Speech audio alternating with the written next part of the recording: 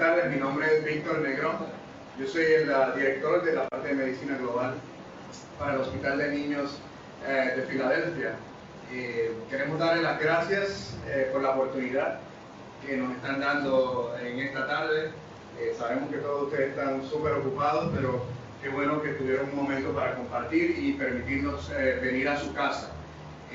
Conmigo hoy me acompaña Ruth Fry, quien es la directora ejecutiva del Departamento de Medicina Global, y obviamente ya lo conocen, al Dr. Bird.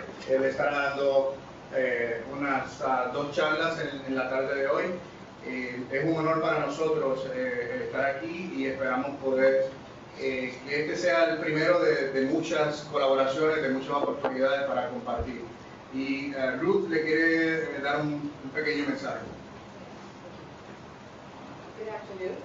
I just want to say thank you very much for welcoming us from Children's Hospital of Philadelphia to your esteemed hospital. We have been so well cared for over the last several days. We really thank you for your hospitality. Ruth quiere darle también las gracias. En estos días nos han cuidado muy bien a nosotros y le da las gracias por su hospitalidad. Muchas gracias. And we look forward to partnering with you, not just now while we're here in country, but in the future on cases, on education, anything we can do. We've been talking about some research collaborations, so we really look forward to deepening and strengthening our relationships, and thank you again for being here today. Ella quiere resaltar que estamos aquí para colaborar en área de educación, en investigación. Algo que también quiero traerle a colación es que nosotros tenemos un programa de pasantías.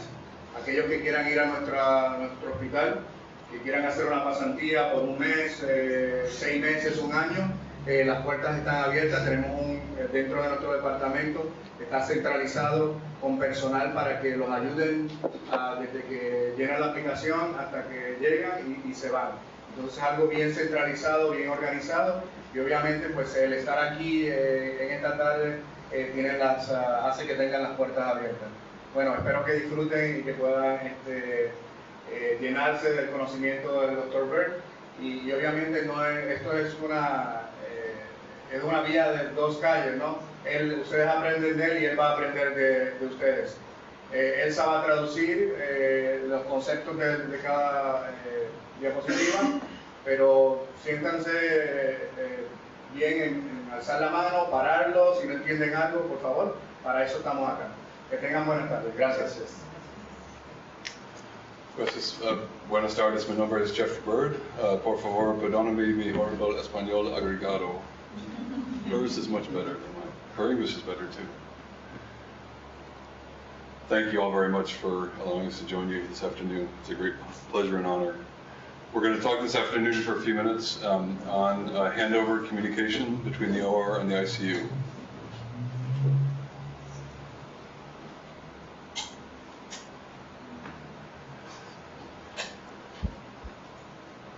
So I don't have any disclosures.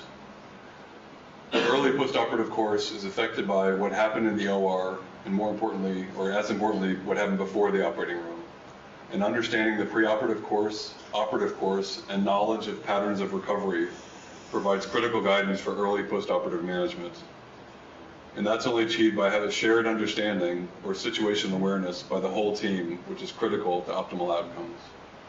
El concepto es que conocer lo que pasó dentro de la sala de cirugía, entender lo que pasó en el preoperatorio, conocer cómo va a ser esa recuperación del paciente es muy importante para el manejo postoperatorio. The best handover is achieved with efficient, accurate, and complete transfer of information between teams, but unfortunately I think this is impossible, mainly the complete part. Just like any other transaction involving complex work, it follows the iron triangle, which means you can have things done fast, good, or cheap, but you only get to pick 2. Okay. Él dice que la eficiencia hay que transferir toda la información para mejorar la eficiencia del equipo. Esto es difícil. Lograr que las cosas se hagan bien en forma económica y rápido se van a tener que elegir dos de esas cosas para poder lograr el mejor resultado. As one example, if you want to have a house built and you want to build quickly and you want to build well, it is not going to be cheap. Si se quiere hacer una casa de forma barata y bien, si se quiere hacer una casa de forma rápida y bien, no va a ser barato. I'd like to discuss what handover looks like at CHOP, what handover looks like at other centers, some problems with handover, and then suggestions for moving forward. Bueno, él va a dar una descripción de lo que se hace en el CHOP, lo que se hace en otros centros y formas de moverse en la transferencia. Por favor. So that starts with knowing what happened in the operating room. But to an ICU team, I have to tell you that the operating room is a bit like Las Vegas. Oh, And yes.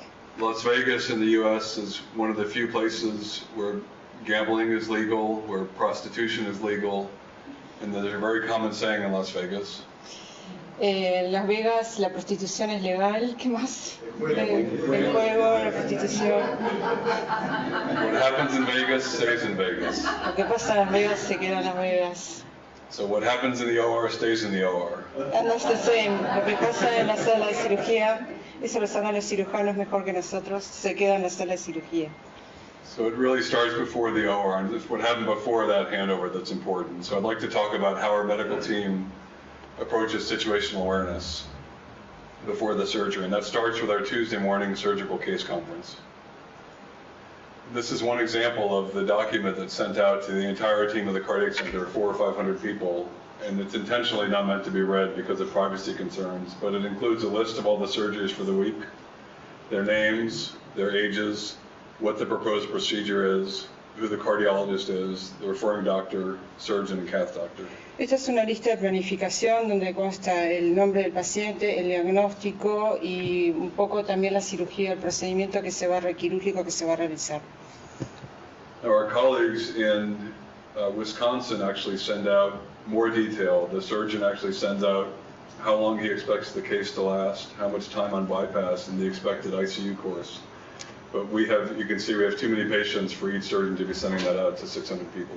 Sí, en la planificación quirúrgica hay más datos, lo que piensan que va a durar la cirugía, el tiempo de circulación extracorpórea. Okay. So at this conference, there is 30 to 60 people total in attendance. It runs from 7:30 a.m. to 9 a.m. There are surgeons, cardiologists, intensivists, and trainees present. Interestingly, our nursing colleagues, anesthesiology, and hospital and local administration typically don't attend that meeting. The history is presented by a mentored junior cardiology fellow, and I can tell you it's a very scary thing. When I was a cardiology fellow, one of my first jobs was to stand up and present this conference. And now, it's one of my favorite things as one of our senior attendings is to mentor the fellow. We meet with them before the conference and go over everything to make sure it goes as well as it can. Imaging is presented with echo, cath, and MRI. Our outpatient doctors who are referring the patients in can link by satellite into that conference so the cardiologists in the community can all see what's going on and hear what the discussion is. Our physicians that need continuing medical education credit hours can get those hours. And the last point is the discussion can be quite heated and excited sometimes, with some people disagreeing. And I think the best control of that dialogue I heard was in London, where there was actually a referee in London, one of the senior attendings, not just a fellow, and they actually used your system from football with red and yellow cards to call out if there was a comment that wasn't helpful, they could get a red card or yellow card, and were asked to leave. And then the documentation, we don't document the results of the conference, but the team in London does. They document the results of the conference on the fly. And everyone can see, they document it here writing for all of you to see. They would say, agree with arterial switch procedure in 2 days and what the plan should be. Lo que está presentando acá es cómo discuten los casos, se reúnen, tienen un meeting en la mañana donde concurre todo el equipo que se va a hacer cargo del paciente, discuten el paciente, parece que se manejan como en un partido de fútbol, cuando alguien dice algo que no está todo el mundo de acuerdo, ponen tarjetas amarillas y rojas y bueno, un poco es eso. Después hacen una insuma y lo cuelgan, no entendí bien. Where you put it, the information? in the We line? don't. We do, for discussion cases we do, but for the general cases, we just have a group discussion. But some people think it should be recorded, but it's not, we don't record it Ellos no currently. lo registran, en realidad queda en la discusión que tienen en ese ambiente. And then I'd like to talk, the next phase is, for situational awareness, is on the morning of the day, the ICU teams discuss who's going to take each patient back from the operating room, and we go into that patient's chart and do a discussion and data review. El equipo de las CTI hace una discusión de quién va a tomarse cargo del paciente y en la transferencia. So this occurs at X-ray rounds. Both ICU teams meet each morning for 20 or 30 minutes to review morning X-rays and other important imaging on each patient. The overall major event plan and patient flow for the day is reviewed. Somebody's going to get extubated, somebody's going to get their chest closed, and then we talk about new patients expected to be admitted or taken back from the operating room. Those patients' history and expectations are reviewed, and then the cases are divided between the two teams based on age, acuity, and type of case. We want to make sure that both teams have roughly equal. It used to be that one team had chronic kids that were there for a very long period of time, but we find it works better to have everyone divided equally. Okay. Bueno, esto el equipo del CTI hacen un meet en la mañana de media hora donde discuten ven las placas, discuten qué paciente se puede extubar, qué paciente pueden dar de alta. Aparentemente forman dos equipos donde se distribuyen los pacientes y intentan una distribución igualitaria en pacientes crónicos, agudos y en dificultad de los pacientes.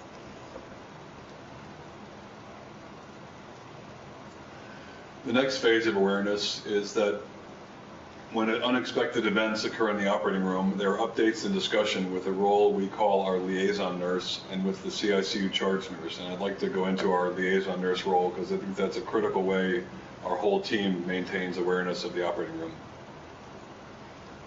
So the liaison nurse is a role that's assigned by the charge nurse at our 7 a.m. pre-shift huddle. At 8 a.m. that nurse will meet with the family with anesthesia in our cardiac preparatory and recovery unit. And in the US we call cardiopulmonary resuscitation CPR, so unfortunately it's called the CPR unit, which is a very bad name for an ICU. The nurse walks with anesthesia, the patient and family to the operating room, and then escorts the family to the CT surgeon's office for discussion.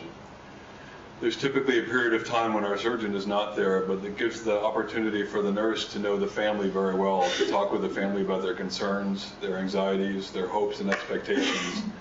And then the nurse is there for the patient discussion, the family discussion with the surgeon. After that discussion, they bring the family to the family room waiting area, go back to the ICU to set up the bed, prepare the room, prepare the medications and infusion pumps, and then to give updates to the family every hour. Está contando lo que hacen en la mañana previo a llevar al paciente a la unidad a la operating room, y bueno, que llevan a la familia con un encuentro. Tienen una nurse asignada.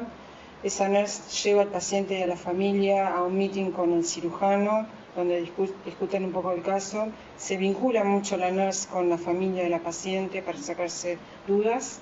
Después llevan al paciente a la sala de cirugía y bueno, después la nurse regresa a la unidad y prepara medicaciones, infusiones y le da noticias a la familia en forma oral. The next phase of awareness is that we can actually watch the anesthetic record unfold in real time. So EPIC is our electronic health record, and I'd like to show you how that appears. So from the ICU in the morning, this was taken around 11 o'clock in the morning. I can go into an operating room, the patient's name would be here, but I've blacked it out for privacy concerns. But we can watch the anesthesia record as it happens in the operating room down the hall. Okay. Ellos pueden ver desde la unidad, pueden ver la historia anestésica, lo que está sucediendo en la anestesia. Tienen este registro, parece que vía online y en tiempo real ven qué es lo que está pasando con el paciente. So I know it's very small and it's not meant to be read, but these are the hemodynamic trends. These are the medications being given. Información hemodinámica y de la medicación que recibe. And on the next page, if I scroll down, you can see there are major events recorded. This is the notation made for the anesthesia, when they go on pump, the time they come off pump, how the airway goes, so that we can watch all this. Esa es información escrita de cuando el paciente ingresa en bomba, cuando sale en bomba, las medicaciones aportadas. información hemodinámica. The next aspect of our situational awareness is when unexpected events occur and the ICU attending is typically asked, can you come to the pump room? And we're summoned to the operating room. So for very bad events, for major unexpected morbidity or projected intraoperative death, the family must be informed that bad news is coming. But the surgeon is busy, they can't be the one to talk to the family. Por ejemplo, hubo un evento adverso y se genera una morbilidad que no era esperada. Bueno, la nurse va informando a la familia porque el cirujano no puede salir. And our liaison nurse does not typically do this job when things are going very badly alone. The ICU attending needs to come in, someone with typically more experience. So we go in and meet with the operating room and then meet with the family with the liaison nurse. And I can tell you this can be a very awkward and difficult discussion, mainly because I don't know the patient at all. I haven't met them, but the nurse and the surgeon have met the family. Cuando la información que hay que aportar es muy mala, son malas noticias, en general el attending, que es el médico con más experiencia del equipo de la terapia intensiva, acompaña a la nurse para darle la información a la familia. A veces sucede que el médico no conoce al paciente y que tiene que dar esa información, por lo cual es muy difícil. So for me, I try to do this with a calm, empathic, heartfelt, and deeply sincere discussion that I know absolutely nothing. Bueno, él trata de dar la información en la forma más tranquila, en un ambiente tranquilo, generar empatía con la familia y dar una discusión, o sea, profundamente sincera. Lamentablemente él no conoce mucho el paciente o la situación. So I have to compensate for that, and I don't know the family and something terrible has happened that we're not really sure about, and I typically word it in phrases like, we are worried about X, we may need to do ECMO, transplant, come back to the ICU, and I can even say, we are worried that your child may not survive. La información que tiene que aportar, bueno, que el niño no está bien, que puede necesitar ECMO y que incluso él está preocupado de que el niño puede no sobrevivir. The family typically gets very anxious because they want to know exactly what's happening and what's going to happen. La familia se pone muy ansiosa, quiere saber en tiempo real lo que está pasando. And I say your child surgeon is in the operating room right now with a large team doing everything they can to save your child. Y él le transmite que el paciente está en la sala de operaciones con el mejor equipo que pueda atenderlo. They'll review everything about the operation with you and your family as soon as they can. Que le van a dar toda la información que puedan. Ellos van a volver de la sala de operaciones a dar toda la información que se pueda tan pronto como sea posible. So then the patient comes back to the ICU, and for reasons we'll go into, the interesting thing is that discussion after the very bad events, that discussion between the surgeon and the family rarely, if ever, happens with me, the ICU team, or the liaison nurse present. And I think that's something that's, luckily it only happens once, rarely, but I think it's important that we're not around to hear that discussion.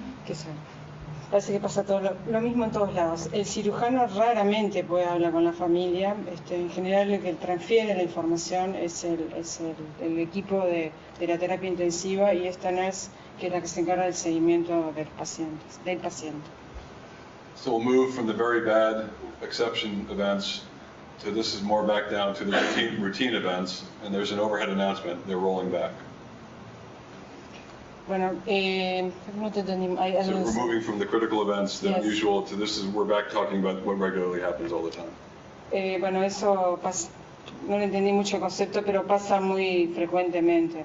Vamos a volver a hablar de esto So it después. starts with an overhead announcement. And then these are the lists of people. You can wait, I'll go through this. So nursing roles present in our handover. Typically there's a primary nurse who handles the pumps and the patient, an assisting nurse, and then typically there's another nurse observer or a student present. Our anesthesia team includes our attendings, fellows, who runs a computer, and there's another role for anesthesia called so CRNA is Certified Registered Nurse Anesthetist. The CT surgery team includes the attending, fellow, physician's assistant, and PA student. And then our ICU team is also present. So the ICU attending And we have many different roles of what we'd call a resident here, but we don't have residents in our ICU. We have fellows, we have nurse practitioners, we have hospitalists. We call all those people, rather than saying if you're a nurse, each individual, what the actual title is, we call them frontline ordering clinicians. So it's like a resident. It's the main worker in the ICU, and we typically have 2 of them present for every handover. And the last role is respiratory therapy and radiology. Presentó todo el equipo, creo que no necesita mayor traducción. So this is some pictures of a typical handover.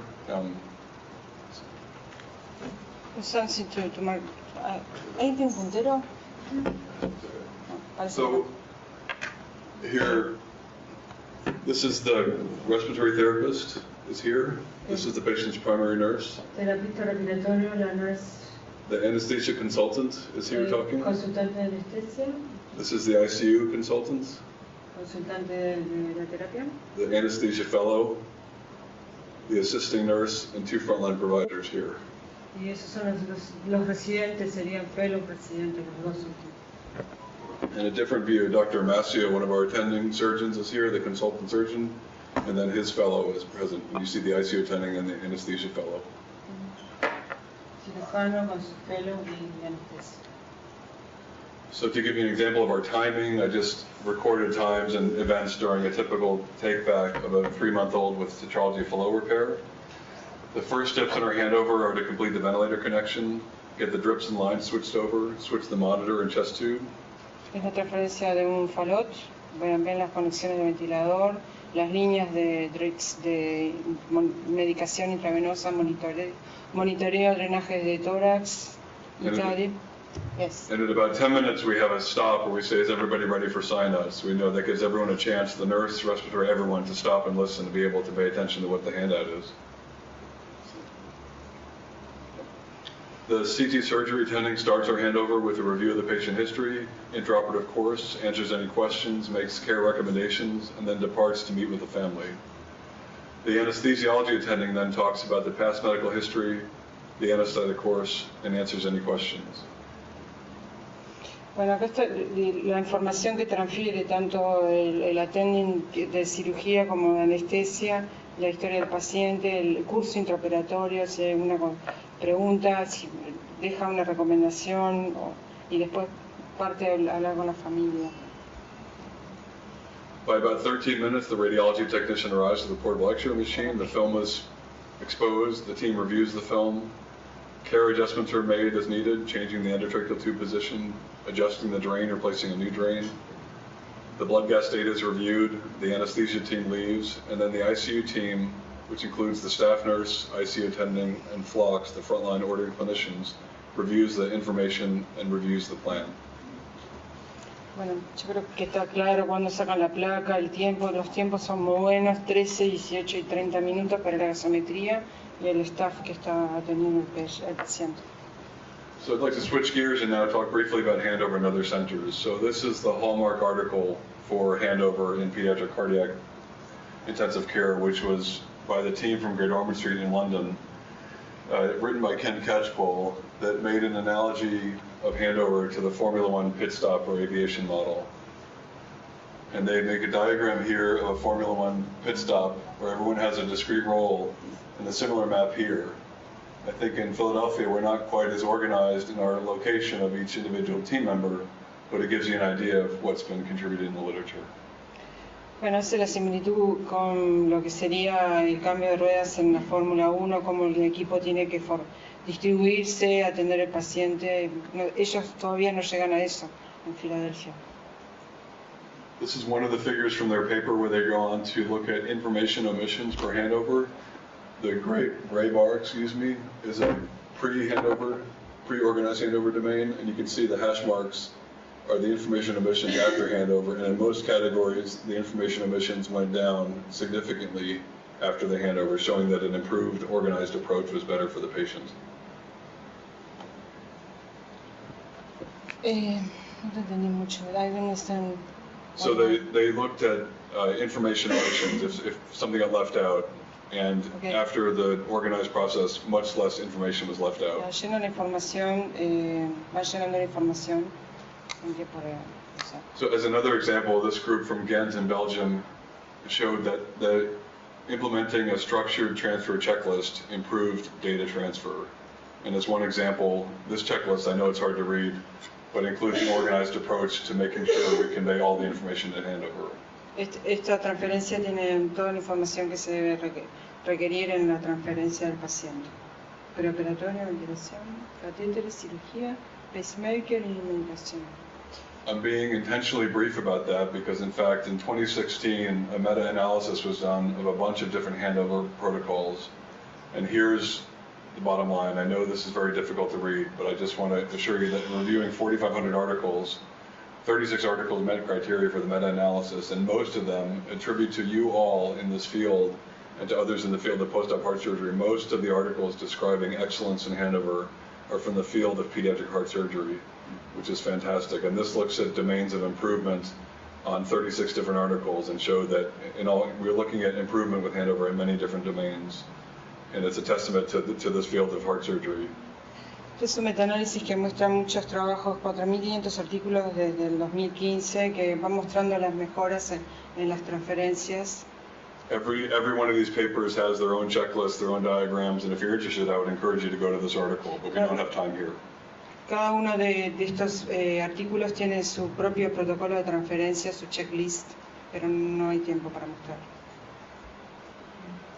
So the trouble with handover is we can have this idea that I want to know everything. The trouble is that humans recall lists of facts much less well than we recall stories. We're organisms that live in stories. And I think we can have an idea that there is a single truth rather than a more humble approach that there's just an understanding of truth. There isn't a truth. We can only have an understanding of truth, and that is subject to change. And then so the last thing is, handover can look like this. This is an illustration of a game called Chinese Whispers or Telephone, where if one person tells something to another person, by the time it gets to the surgeon, the information is very, very different than it was back here. Bueno, él dice que la transferencia de la información, todo el mundo prefiere que sea algo más escrito, pero lo que pasa en la realidad es que hay una transferencia verbal, oral, y que la información finalmente que llega al médico tal vez está muy cambiada con respecto a la original. O sea que se va modificando la información a medida que pasa de boca en boca. Chinese whisper. So I think the best handover has to be multidisciplinary. We need doctors, nurses, respiratory therapists there at the same time reviewing the same information for the post-op handover. It needs to occur after critical care tasks, because you have to make sure the patient is safe. We have to take steps to limit distractions, making sure that everyone is ready to listen. I would ask some effort to standardize content and process. We have a typical approach. There are some that feel we should do a readback. I think that's a challenge for us, because I think if we read back the same information to the surgeon, I think they would want to go on to the next case. I think we can do some of this, maybe not everything. And I do think it would be good to include a checklist, and it would be a good way to prevent information omissions. For us, specifically in Philadelphia, we can often forget to ask about the echo results, whether the error was difficult, when the Tylenol was given, and other questions. But I think a checklist would help us eliminate some of these omissions. Una checklist va a ayudar en la transferencia de la información, sobre todo lo que es importante, por ejemplo, el resultado de una ecografía, si hay una vía aérea complicada, la medicación que se realizó. La transferencia debería ser con un equipo multidisciplinario para evitar disminuir los errores, limitar las distracciones, que esté todo el mundo listo a escuchar, estandarizar los procesos. So I think the best handover is actually a never-ending story. The handover never really ends because dialogue has to continue. As the patient's course evolves, the relevance of previous information that didn't seem important can become very important. At its best, optimal handover is a complete, accurate, and concise, but we only get to pick two, collection of the relevant facts as we see them at this time. It's important to understand the patient may have their own version of the facts, and the patient can always change the facts. Okay. Se debe mantener un diálogo continuo, el paciente continúa su evolución, por lo cual la información puede estar cambiando de forma real. Bueno, hay que hacer una transmisión de los datos de una forma más concisa posible y aguda posible. Bueno, hay que tener una versión de los eventos real, final, y que estos pueden estar cambiando con el tiempo. Can always change the things. So I'd like to ask you some questions. We're done with this talk, but I just wanted to stop and see if I've created any questions or if anyone has any comments they'd like to add at this point. Preguntas.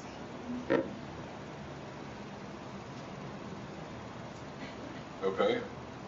You have your checklist. Do you see in Philadelphia?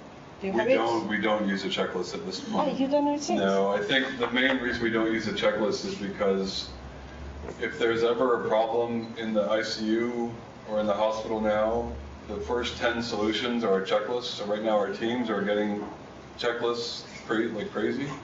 And I think if I asked my team to do one more checklist, I'd get a punch in the face. Nobody wants to do more checklists. I think it's a too easy a solution.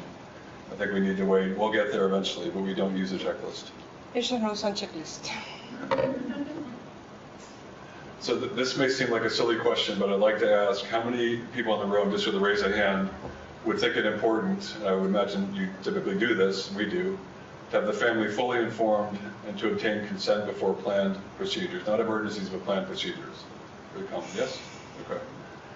So a little bit different question. How many go farther and allow or encourage the family to be involved on work rounds in the ICU? We do in Philadelphia. I'm just curious, do you involve families on rounds here? No, sí. Bueno, él pregunta cuántos creen que la familia tiene que estar involucrada y están incluso en el área de trabajo cuando el paciente llega a la unidad de terapia intensiva. Y sí, él pide que levanten la mano los que están de acuerdo con esto. Pocos. Yes? Oh, great. Great. No tan pocos.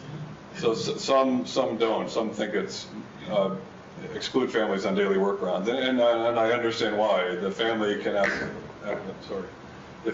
many questions and can slow things down. But I think overall in Philadelphia we found it overall works better to have the families present for rounds. Ellos en Filadelfia incluyen a la familia y ellos creen que trabajan mejor cuando está la familia incluida en la recepción del paciente.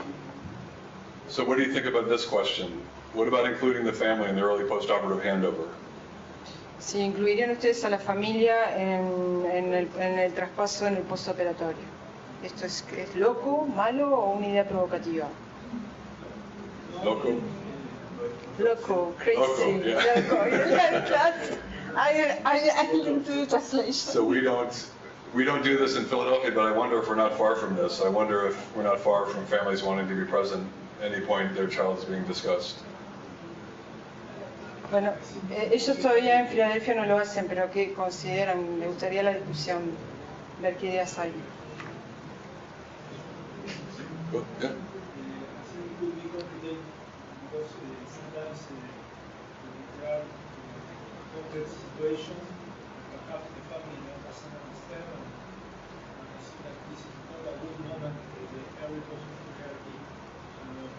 I agree. I think if I asked this question in Philadelphia, I'd get fired. I would say leave. I would leave.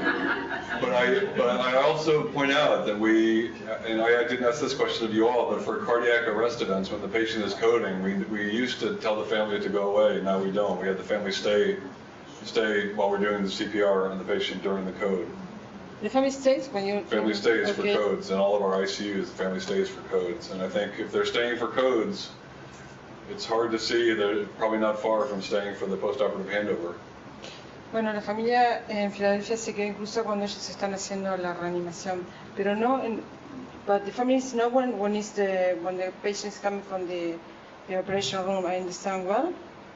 The family is not staying there. Our families in Philadelphia are not part of the handover. I'm asking this question just okay. to see.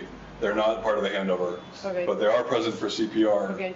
But the important thing is for CPR, when the families are there, we always have a staff person with the family to help translate what's going on. It's very important to have someone with the family to make sure they understand why the team is doing this, why the team is doing that, so that there's always someone with the family.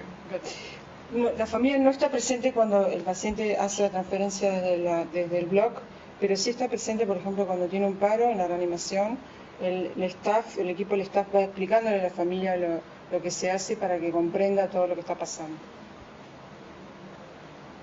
So, thank you. That's it for this Okay, very good. talk. Any other questions or comments? People have a different approach or? Preguntas, diferentes ideas sobre cómo se debe manejar esto.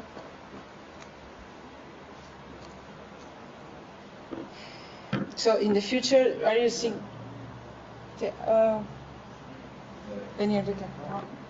Perhaps one problem we have is that we don't have enough place, deep enough Space. deep enough to keep the family in such Yeah. It's a problem. Yeah, you can see from our pictures, the room fills up very quickly with a number of people. Yeah, I agree, that's a challenge. It's a box and not a room. Are you thinking in the future you're going to do that to keep the family when you made the transfer from the operating room? Or I not? can't imagine us getting there. It's hard to see that. I think too many people on the medical team and the nursing team would think that's not a good idea. But I just, from the family's perspective, as we've evolved to have the families on rounds, I can't tell you how many times. So the two situations of the family on rounds, either they cause a problem, right? They waste time or they ask too many questions, or they really help. We get some information from the family or some critical information that really helps the patient. And I can tell you from my experience, it's 10 times more that they help than they cause a problem. For sure they cause a problem, but it's much more that they add some critical information that we forgot as a medical team. And I wonder what would it be like if we actually had them present if we could do it. What would it be? Would it be a good thing or a bad thing? I don't know. Te pregunté si en el futuro ellos iban a instituir la presencia de la familia. Él dice que es difícil, pero que la familia puede causar unos problemas, pero él cree que es más beneficioso que la familia esté presente que los problemas que puede causar. Pero bueno. She agree with you.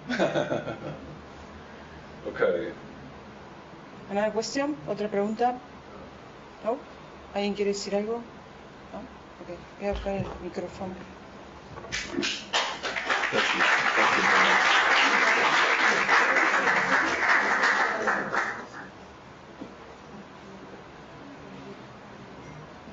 Water? Some water? I'm good. Thank you so much.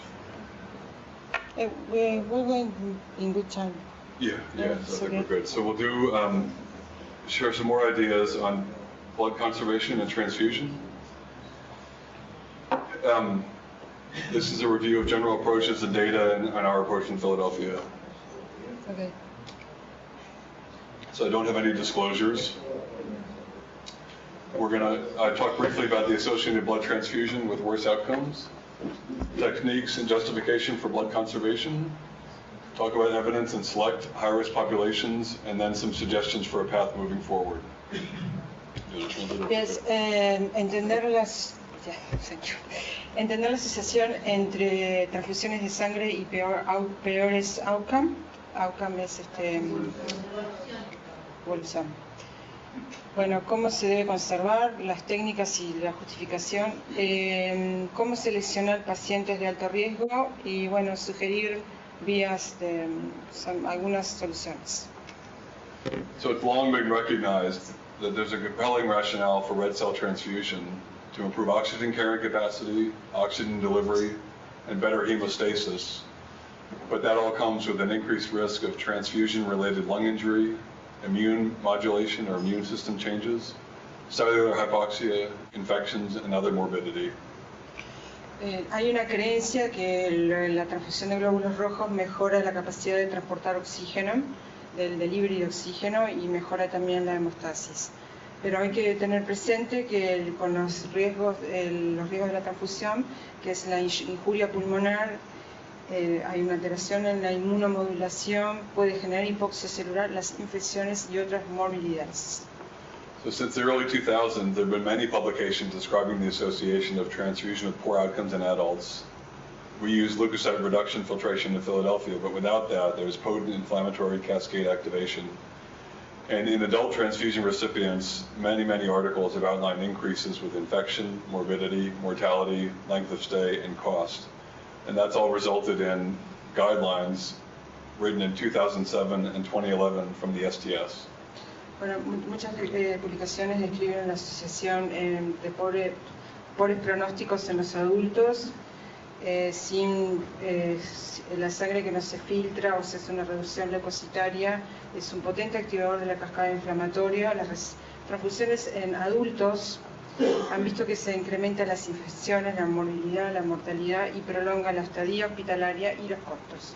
Por lo tanto, en 2007 y 2011 se hicieron unas guidelines para la conservación de la sangre. So this is just a copy with the reference of the 2011 guidelines.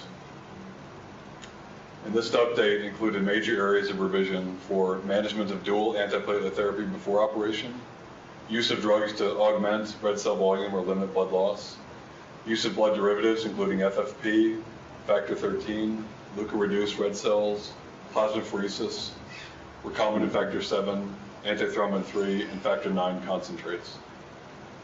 Estas son unas revisiones, un update en el 2011, que hacen una revisión en el manejo de la terapia antiplaquetaria dual, el uso de drogas que pueden incrementar el volumen de los glóbulos rojos para limitar las pérdidas sanguíneas, uso de derivados sanguíneos que incluye el plasma fresco, frozen congelado, factor 13,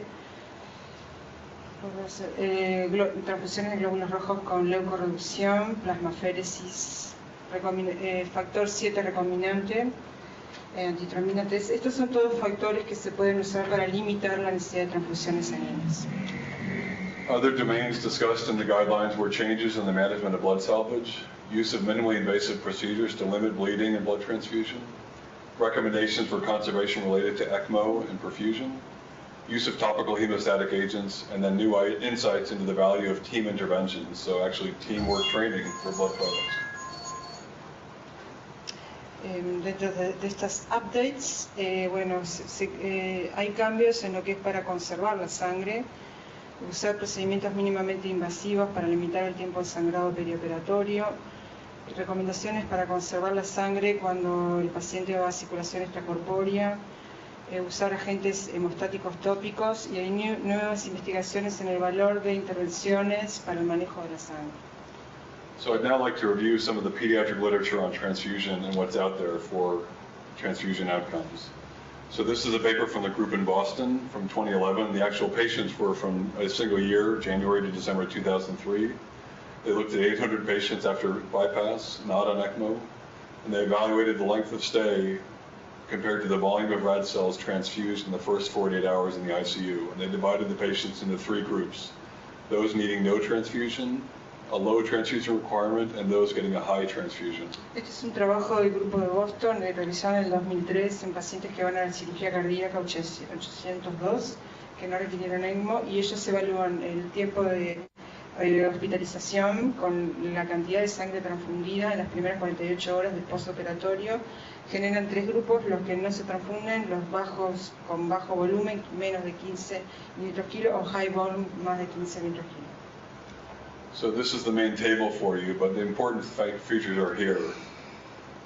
The babies that got a high amount of blood transfusion were younger, smaller, more likely to have single ventricle heart disease. They were sicker at admission, and they had a more complicated RAC score. Los que requirieron más transfusión son los más chiquitos, más de edad, menor edad, más pequeño el paciente, con ventrículo único, con más enfermos cuando ingresaron, y con un RAC score que estadifica la complejidad de la cirugía más complejas. And this is the main outcome group, showing that there's basically an extension in length of stay. It's better if you don't get any transfusion, you have a small length of stay, and if you get a high volume of transfusion, there's a long length of stay. Este gráfico claramente muestra con menores transfusiones, menores días de hospitalización. Also, not surprisingly, the differences aren't really that profound. It's several days. It's not a difference of weeks. Sí, la diferencia es en días. They subdivided their analysis looking at 1 versus 2 ventricle patients and comparing the high versus no transfusion groups. There was more kidney injury, more infections, and 5 days longer length of stay, so technically double the length of stay. Los que requieren mayor transfusión están más días internados, tienen ventrículo único, se asocian con más días de hospitalización comparado a los que tienen biventriculares. And comparing between low and high transfusion, so not no, but low and high, Sí. there was no increased length of stay in the single ventricle patients, but for the longer, there was a longer length of stay in two ventricle patients. Ya lo traduje eso. I already said. Okay. Comparando capaz que no los que requirieron poca transfusión versus alta transfusión, no hubo diferencia en lo que es en días de hospitalización, los que tienen un único ventrículo, pero sí está asociado con más días de internación en los que tienen dos ventrículos. So the main point is the third one here. The authors do admit, and if you read this literature, it becomes very apparent that there's a confusion between, is it getting the blood or is it the fact that they were sick enough to need the transfusion? So, and it's hard to pick those two things out. La confusión viene es que son pacientes probablemente que estén los univentriculares, que son pacientes que están más enfermos y requieren más transfusión. So turning to another article, Redlin and the group in 2013 looked at 280 patients in Berlin, didn't describe when they were from, but the paper was submitted in April of 2012. They looked at patients from 3 days to 5 years with a median age of 5 months and a weight of 6 kilos, and they divided their analysis into 3 groups. Patients that needed no transfusion, patients that only got transfused after surgery, and then patients that were transfused during the procedure, and many also transfused afterwards. So 3 groups, no transfusion at all, just post-operative, or ones that got blood in the OR and after the OR. Este es otro estudio de 288 pacientes, tienen la media de edad, peso, y también se estudian 3 grupos de pacientes, los que no se transfunden, los que se transfunden en el postoperatorio, que son el 24%, y en el intraoperatorio, el 50%. And this is the main information from the paper. You can see that getting blood in the OR and afterwards extended their length of mechanical ventilation and extended their ICU stay compared to the green line, which is no transfusion. So the green line is no transfusion, the blue line is patients only transfused after surgery, and the red line they got blood during the case and afterwards. Este es un gráfico que compara en verde los que no se transfunden, en azul los que se transfunden en el postoperatorio y en el rojo en el intraoperatorio. Y como pueden ver, el grupo que se transfunde en el intraoperatorio tiene más días de ventilación mecánica y más días de estadía en la ICU. So their conclusions were that blood transfusion independently worsened the in-hospital outcome. Infants receiving no transfusion had the quickest recovery, and the volume of transfused blood independently affected the length of stay and the length of ventilation. La transfusión sanguínea en forma independiente empeora el outcome de los pacientes quirúrgicos, cardíacos. Los que no se transfunden se recuperan más rápido, y los que tienen más volumen de transfusión en forma independiente afecta los días de ventilación y de estadía en la ICU. They also recognized covariates, but in their analysis, the post-op morbidity was independent of the covariates. The intraoperatively transfused patients fared worse than those only receiving post-op transfusions, and they suggest an interesting idea. They wonder if long time in the ICU, they actually said maybe it was the opposite. Maybe the longer you're in the ICU, because you're getting more blood tests, more blood samples taken out of you, maybe that's part of the problem why they're getting more transfusions. So. Lo que él dice que bueno, que capaz que los que se transfunden en intraoperatorio son pacientes más graves, que van a requerir más días de estadía en la ICU y más días de ventilación. So I refer you to 2 other articles, just briefly mentioning them here, with looking at complications of transfusion during surgery. And for those with interest, the articles are here for you. I'd like to switch gears and look at U.S. national trends.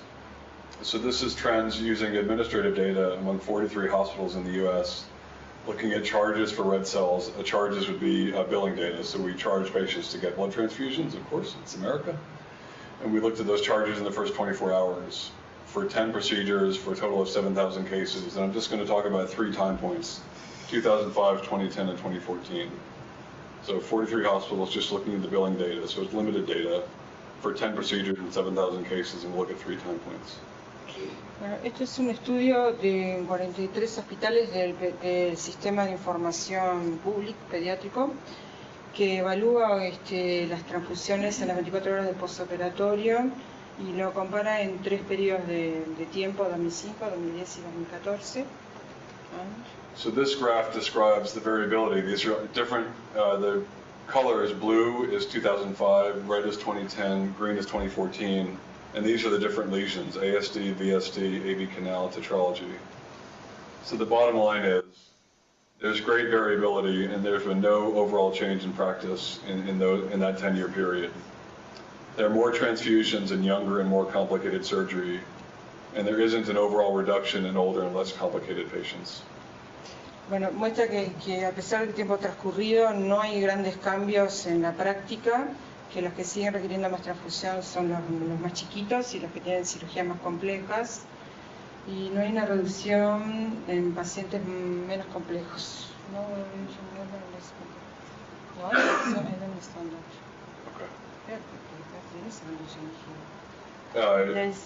So it turns out you think that if patients were older and less complicated, they would get less blood, but that didn't happen. We still give them blood, so we haven't really changed our practice. Y también entre las cirugías complejas y en niños mayores también no hubo una reducción de las transfusiones. So I refer you, we don't have time during the talk to go into all the methods for blood conservation. This article is a nice review of those topics, and there's multiple strategies for blood conservation in the OR. I will talk about one outcome of blood conservation, and this, Karimi, who's probably known to many in the audience, has made several contributions to literature about blood conservation strategies.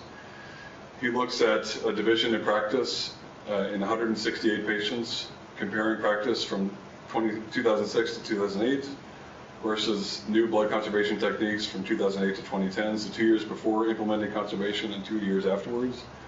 He describes multiple changes in equipment and technique and admits that the blood conservation group had longer bypass and cross-count times, lower hemoglobin levels, fewer transfusions, lower inotrope score, shorter ventilation time, and shorter length of stay.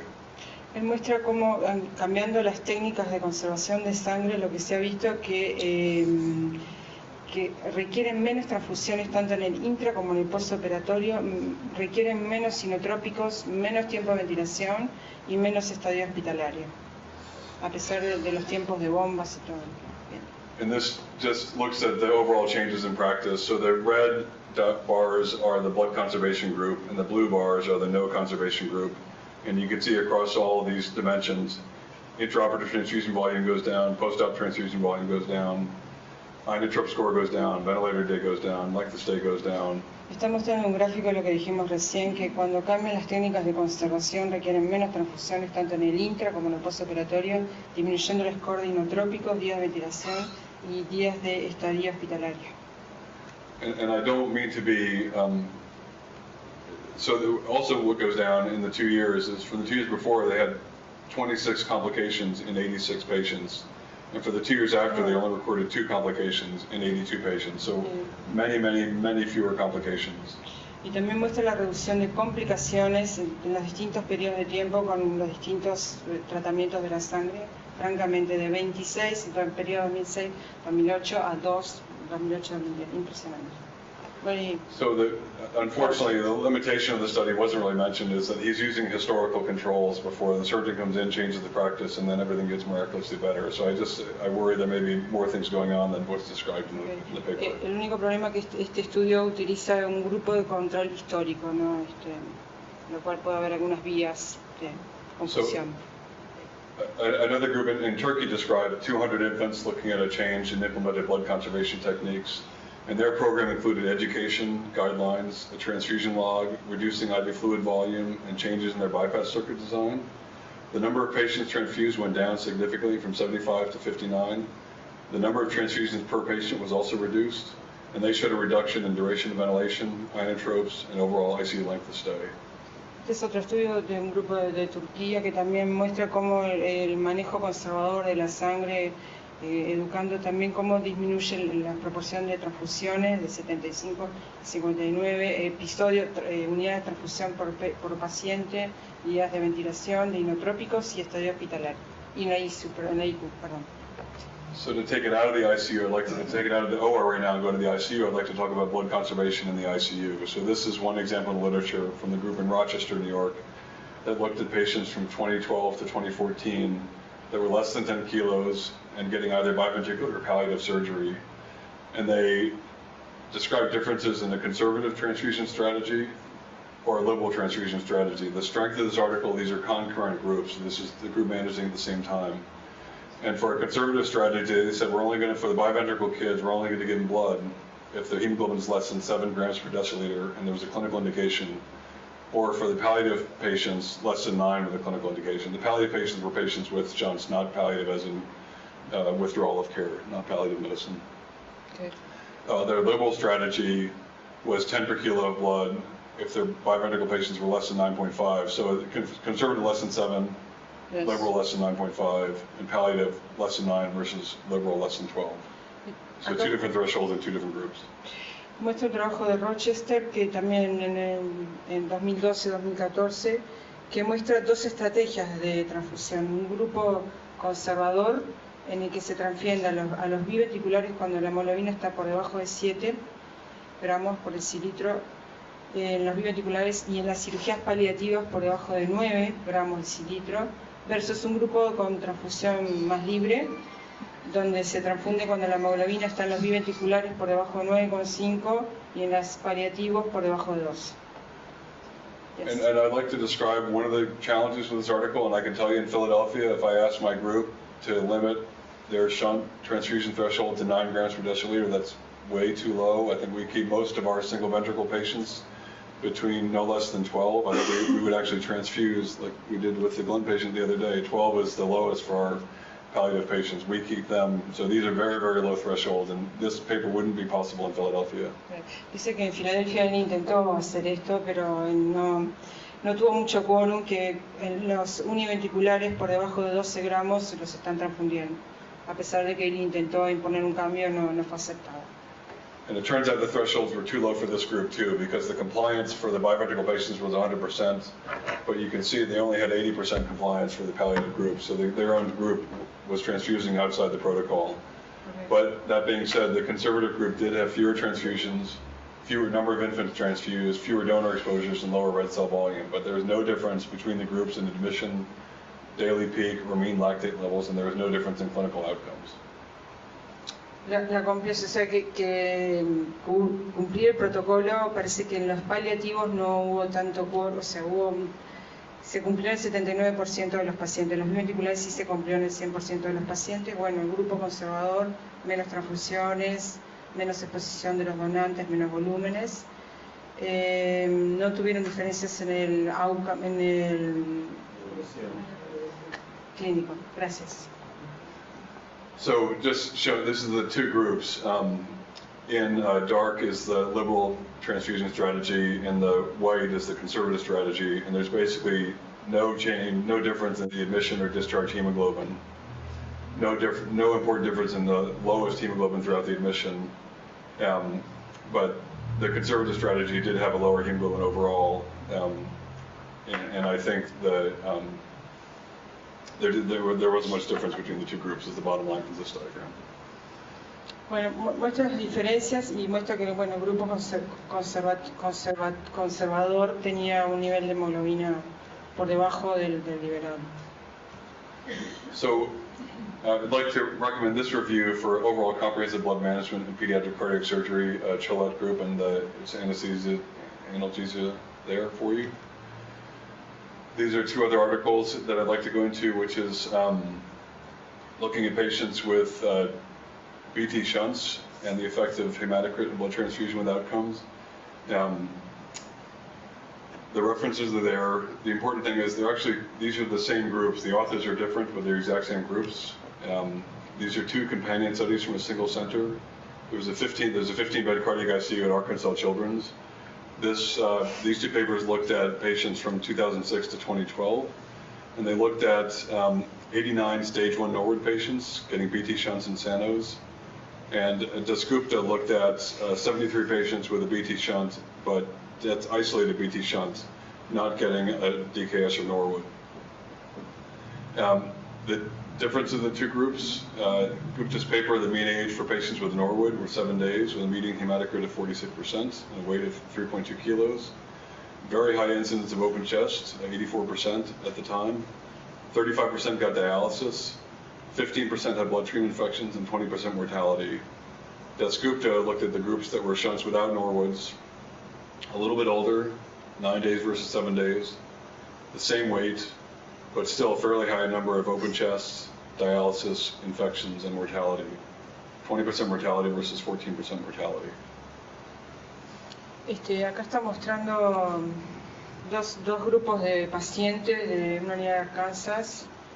Un grupo en un periodo de tiempo que se hizo Norwood, que se llegó a Norwood sano, el que hacemos acá con sano, que el 91% de los pacientes se transfundió. Bueno, muestra la edad media, peso, mucha cirugía con open chest, tórax abierto, los requerimientos de diálisis y de infecciones, versus otro grupo de pacientes en donde lo que se hace es un blood octausin y las transfusiones aparentemente all patients transfusing here. Yes, todos los pacientes fueron transfundidos. La edad media es de 9 días, el peso es similar y este grupo de pacientes tiene solo el 21% tórax abierto. So they concluded, and they were asking the question, did red cell transfusion improve outcomes? And they said no, there was no association with transfusion. It didn't improve outcomes, didn't improve length of stay, duration of ventilation, or days to chest closure. And that included looking at lactate levels, inotrope scores, and GFR, renal function. O sea que ellos no hay asociación entre las transfusiones de glóbulos rojos, pero que las transfusiones de glóbulos rojos no mejoró el outcome, no disminuyó los días de estadía en el CTI, ni los días de ventilación, ni los días de cierre de tórax. El nivel de lactato, el score inotrópicos y la función renal también se mantuvo incambiada. I would offer a different analysis, and I'm sorry this is so long-winded. I'm giving you lots to do here. You can just do a little bit of it. I think the main thing is I see these as two limited and underpowered studies with a relatively sick group of patients. I think red cell transfusion may have actually equalized or elevated the outcomes of a sicker group to a level that was equal and expected to patients at the more well end of the spectrum. So I don't think that it's valid to say ICU transfusion didn't improve things. I think what it did, in fact, was make the sicker end of the group equal to the healthier end of the group. En su evaluación, él cree que la transfusión de glóbulos rojos sí mejoró el pronóstico de los pacientes, de los niños más enfermos, que mejoró ese pronóstico a un nivel de llevarlos casi al mismo pronóstico que los pacientes sanos. And it'd be interesting if we have time for discussion at the end, we can go into this. It's a short paper we'll just review briefly, which looked at whether it made sense to give what are called late top-up transfusions to improve growth and reduce acute events during the interstate between stage 1 and 2. So this paper looks at, before we discharge this patient after Norwich, we transfuse them up so they go home with a higher hemoglobin to improve outcomes. Acá vamos a mostrar un trabajo que muestra que la transfusión de glóbulos rojos puede mejorar el estadio entre la etapa 1 y 2 del Norwood sano. La transfusión mejora el crecimiento, reduce eventos agudos entre estas dos etapas, la 1 y la 2. And the bottom line is here, which is that there wasn't an association between the discharged hemoglobin and better growth or losing events. Late transfusions were associated with more severe illness and complexity at the stage 1, so it was actually sicker kids getting transfusions before discharge. And in fact, not surprisingly, weight gain and weight at stage 2 was better if you didn't need a transfusion, so it's just basic. Yeah. En este trabajo no se encontró asociación entre el nivel de hemoglobina cuando se hace el alta hospitalaria y el crecimiento en el interstage y la presencia de eventos agudos. Es más, las transfusiones tardías se asociaron con mayores índices de enfermedad y complejidad en la cirugía en la etapa 1. También se demostró que la transfusión de sangre no mejora la ganancia de peso entre las dos etapas. No mejora ni la ganancia de peso y el peso final que llega en el stage 2. So this is just the last interesting paper, which is whether transfusion has an effect on shunt occlusion for single ventricle patients. They looked at 80 patients from 2010 to 2015, looking at the association between the first post-op hematocrit with early shunt occlusion. They don't describe whether their grafts were heparin bonded. They began aspirin at a dose after 12 hours as long as there was minimal bleeding and a platelet count greater than 100,000. And the median initial hematocrit was 42% with a range of 32 to 56. And the intraoperative transfusion volume was 100 per kilo. Este es un trabajo que muestra 80 niños que se les hizo un blood autopsy en el periodo de 2010-2015 y se evalúa la asociación entre el hematocrito, el primer hematocrito postoperatorio, con el cierre del shunt y mortalidad intrahospitalaria. So the important thing is what they don't do here, and many, I don't know if you guys do it here, we start all of our patients after stage 1 on heparin, and this was an evaluation of shunt occlusion in patients that were not getting heparin after surgery. They had 5 early shunt occlusions in the first 24 hours, all within the first 10 hours before any anticoagulation. Higher crit was associated with later surgical error. Early occlusion was associated with later surgical error, and the higher crit was associated with early shunt occlusion. So in their situation without heparin, if you gave more blood, it did result in more shunt occlusion. O sea que la oclusión del shunt en las primeras 24 horas de postoperatorio, lo que se encontró es que tenía que un hematocrito más alto se asocia con una, I don't understand what this means, later surgical error. I don't know what the, Let me see if we can go into that because we're running low on time. Yeah. So okay. This is the bottom line for this group. For every 5% higher hematocrit, the risk of occlusion more than doubled. So if you más hematocrito, más riesgo de oclusión. Le estamos hablando de un blood postoperatorio. And the later shunt occlusion risk was 16 higher. They actually, in the second part of their group, that's when they had all their shunt occlusions, and there was no death. But I asked if the risks and association would look different if their Gore-Tex was heparin bonded, if they had a lower platelet threshold, and earlier anticoagulation. I don't know. That's okay. So I think okay. The bottom line is the best transfusion is the one that can be safely avoided, and that's the bottom line with all this literature is that if you don't, it's great if you don't need a transfusion, but if you're sick and need a transfusion, I think it's very hard to say that it's best to not get one. La mejor transfusión es la que no se hace, a no ser que excepto que el paciente esté muy enfermo, hay que pensarlo muy bien antes de transfundirlo. So the recommendations I can offer is that I think it's very important that our preoperative teams give the surgeon and the surgical team a complete and accurate preoperative assessment. Because I think if the surgeon gets surprised by bad data preoperatively, that will result in more operating room time and revisions of the procedure and will be to the patient's detriment. We also need in-drop techniques, equipment, and protocols to reduce bleeding risk and optimize therapy. And again, I brought up here, I think a complete multidisciplinary post-op handover will be useful. Bueno, que darle la mejor información al equipo quirúrgico evita los tiempos excesivos en la sala de operaciones, que mejorar las técnicas intraoperatorias, el equipamiento, los protocolos va a reducir el riesgo de sangrado y una checklist con un equipo multidisciplinario es lo mejor para el traspaso del postoperatorio. And I think pathway-based postoperative care to avoid unnecessary tests and blood loss is a good idea. If you put into Google CHOP and pathways, you can see all of our clinical pathways. They're freely available all across the globe, and some of our pathways are relevant here. I think transfusion guidelines will be useful to organize care and reduce variability in care. And then I think we need programmatic evaluation within and between centers to ensure lab tests are helping the patient get better and just not the doctor to feel better. Bueno, él dice que hay que evitar los test de laboratorio innecesarios para sacar una sangre excesiva en el postoperatorio. Hay unas guidelines, nos da la dirección del CHOP. Bueno, hay que tener guías para la transfusión y una evaluación programática entre centros. Dice que hay que hacer los exámenes que son necesarios para el paciente, no para que el médico se sienta mejor. Okay. We are done. Elsa is the only one that gets the applause.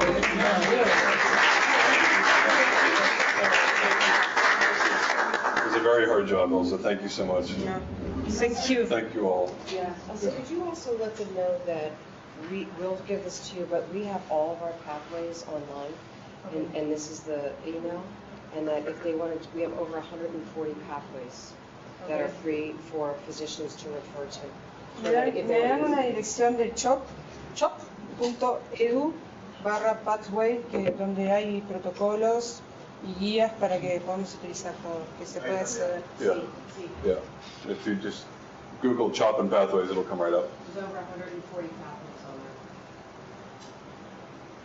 there. I'm sorry, it's a Me more dejo la challenging dirección, talk eso without the pasa. chance to translate it in advance, but I'd be happy to take any questions if you can help. Okay. ¿Cuestión? ¿Preguntas?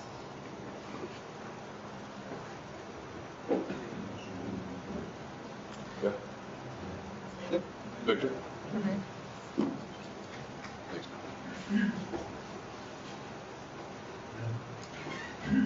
In Philadelphia, do you use the core to create blood? I understand the Sangre artificial. recovery Yes. to use in Recovery. Yeah. So. Yes, the peculiarity is I'm not able to, because I'm not part of the intraoperative team, I think I could find other people that can answer your question better, but I do, if you can help with this also. So Él no está dentro de la sala de operaciones, pero we do use red cell sequestration and the cell saver, I don't know what you call it here, the cell saver? cells, como que recuperan cells. Yeah. Bueno, We also have, we're one of the few centers in the country, I think, that still has a very strong role for using fresh whole blood in our newborn surgery. And ¿Usan sangre fresca? ¿Completa? fresh, yeah, fresh Complete? whole blood. Complete fresh Fresh whole blood, yeah. Okay. Sangre fresca completa. And there's a complete body of literature that I could show you that shows that we believe that use of fresh whole blood for our newborn surgery, Norwood, stage 1 switches, trunks, dramatically decreases blood product utilization and bleeding after surgery. Parece que utilizar sangre completa disminuye los sangrados postoperatorios y la necesidad de transfusiones. En el Norwood Stage 1. So fresh whole blood sequestration and cell saver are all used in the operating room. Esos son los secretos, sangre completa y sí, recuperador.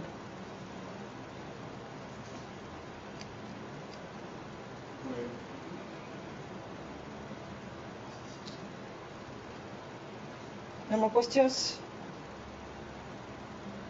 I will add that our transfusion thresholds are much higher. I think we keep most of our single ventricle patients between 14 and 16 on their hemoglobin. Okay. Mantiene los ventrículos únicos con un hematocrito entre 40 y 50. 14 to 16 and hemoglobin. 16, okay. And our two ventricle patients, we don't let go below 10 typically. Two ventricle patients, the Yes. threshold for hemoglobin is no lower than 10, so. Okay. Los biventriculares por alrededor de 10 gramos de hemoglobina. I can ask you a question. Please. When you have to transfuse a patient, you use also global the complete blood or packet blood or red blood or complete? It's a great question. So typically patients that use whole blood during the case will come back with some whole blood, but we only use that as a volume expander. We don't use that to give red cell volume. Okay. They will also come back with packed red blood cells. So if we need to increase the hemoglobin, we get the packed cells. But if they need volume expansion, we give the whole blood. Okay. Si necesitan expansión de volumen, le dan la sangre completa. Muy interesante. Y si necesitan hemoglobina, glóbulos rojos. Packet, glóbulos rojos. Sí, eso. I want to make one other point. Our transfusion thresholds are very high. I said that, typically 14 to 16 for a single ventricle program. We work very closely with our blood bank. We have very, very young blood in the ICU. We don't, obviously it's a long talk. I didn't get into what we call the red cell storage problem. But you know, when blood sits around very long, it gets bad, very high levels of potassium and other things. But all the blood in our ICU is less than a week of age. La sangre que transfunde tiene menos de una semana, es sangre fresca, está muy cerca de la hemoterapia, por lo visto mantiene un nivel de hemoglobina en los univentriculares entre 14 y 16. And that happened because we had several bad events where we needed to give a small baby a lot of blood very quickly, and we learned unfortunately that if we're putting the catheters right in the heart, so we're giving a lot of blood quickly, we can change the potassium level inside the heart very quickly if it's old blood. Okay. Ponen los catéteres cerca del corazón para una transfusión más rápida. No entendí. What about the potassium? Do you say? I don't understand. The potassium level of old blood is very, very high. Yes. Yeah, so if you take a packet of blood cells, the lowest possible potassium is about 9. Okay. 9 milliequivalents per deciliter, and it goes up by 1 every day of storage. So 2-week-old blood could have a potassium level of 20. Basically, 2-week-old blood that you get from a blood bank is basically cardioplegia. Okay. Dice que el potasio va subiendo 1 miliequivalente por día que se almacena. A la semana tiene 9 miliequivalentes. A las 2 semanas tiene 20 miliequivalentes. Por eso ellos intentan transfundir sangre fresca. So if you want the heart to stop in the ICU, just give old blood very quickly, and it will stop very nicely. Okay. If you want to what? If you want the heart to stop in the ICU, just give lots of old blood very quickly. Si quiere un paro cardíaco, le dan un bola de sangre rápida. Ahora quieres hablar Glenn surgery, lines in tubular in the upper thorax, because we don't use. Never. That would be totally crazy. We would never do that. But if you ask my colleagues in Boston, they say absolutely, it's totally fine to do it. Okay. Just do it for a short period.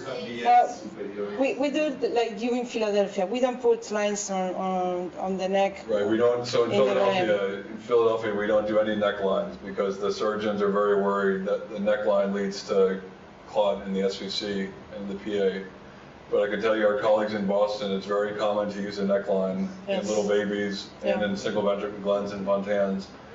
And they do it for a short period of time, a day or two postoperatively, to get for the early post-op course, and they give heparin with it once the bleeding's done. When we was in Boston, we see all the patients are with heparin infusion. Yep. Independent of what. Él dijo que bueno, que a los Glenn ellos no le ponen, pero en Boston sí por 1 o 2 días, pero están todos tienen todos botes de heparina en Boston. If you came to our ICU, the only patients you'd see with a neckline is an older teenager that didn't have any surgery, so cardiomyopathy or... Okay, sí, los teenagers, adolescentes con cardiomiopatía sí le ponen en cuello. But so most of our access for little babies is PICC lines, P-I-C-C. Okay, yeah, percutaneous, yeah. We call percutaneous in here. And then transthoracic cardiac lines, RA line, right atrial line. Transthoracic in the surgery. Yes, all surgical. Igual líneas transthoraces en la cirugía, ¿no? La anticoagulación en bladder, anticoagulation in bladder patient. Very early. So our Gore-Tex is heparin bonded. So the 3.5 or 4 millimeter Gore-Tex tube is bonded with heparin. It's coated with heparin. And then as soon as the patient stops bleeding, maybe post-operative hour 2 or 4, we start heparin infusion, unfractionated heparin, and the dose of heparin is 10, more commonly 15 units per kilo per hour. Okay. And we don't check labs. We don't target any particular PTT. Okay. Lo empiezan a las 2-4 horas de posoperatorio, de 10 a 15 unidades kilo hora, y ellos no testean la PTT. Okay. And then when the RA lines come out, when the cardiac lines come out, we switch from heparin to aspirin, but we don't give aspirin until the lines are out of the heart. Cuando sacan las líneas, cambian aspirina. Something more?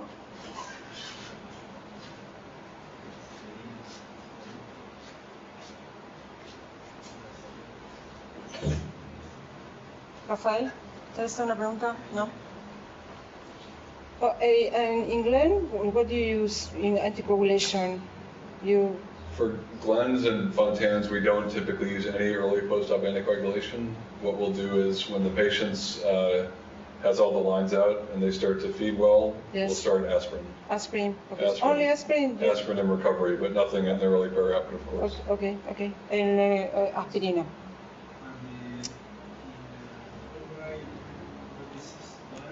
Yep.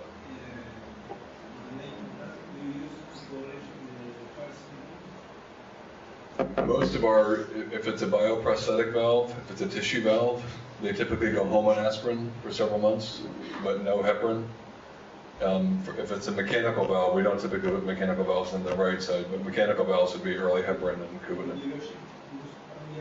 For bioprosthesis, it would be aspirin only at discharge, typically. Bioprotésicas, aspirina, mecánicas, heparina, y después heparina.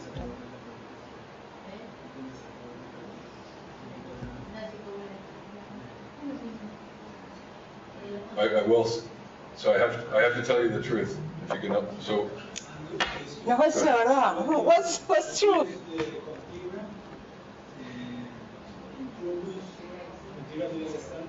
I do contegrographs, yeah. I couldn't answer that, I can get the information for you, but I don't feel comfortable answering the question. I can get the information, but I don't know the Yo voy a answer. conseguir información, no sé la respuesta. So I can tell you that we have, the truth with all of our patients is we are doing many, many more ultrasounds and checking for clots much, much more than we ever did. And that's because we have an active surveillance program. After every catheterization, we have the nurses checking Doppler pulses and doing. So our surveillance for clots is much higher and much more thorough now than it ever was. Hacen una investigación para coágulos. How you look with echo or Ultrasound, yeah. ultrasound? Okay. And that's clots on venous lines and arterial thrombosis. So both, we're looking all the time for arterial and venous thrombosis. And what do you do when you find that? So what we do is many of our patients, if we find a clot, get put on Lovenox or enoxaparin. Enoxaparin. Low molecular weight heparin, yeah. Okay. So I can say that we only send our bioprosthetic valve patients home on aspirin, but the truth is many of our patients get a clot somewhere in the course of their total course and they go home on heparin anyway. So yeah, maybe we're only giving the valve aspirin, but the whole patient's getting anticoagulation.